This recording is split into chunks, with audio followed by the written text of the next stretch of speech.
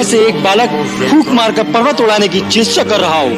ब्राह्मण देवता जो वीर होते हैं वो अधिक बातें नहीं करते, वार करते हैं। ये कायर पुरुषों की निशानी है कि युद्ध करने की बजाय वो अपनी शान में बड़ी बड़ी बातें बघाड़ने लगते हैं।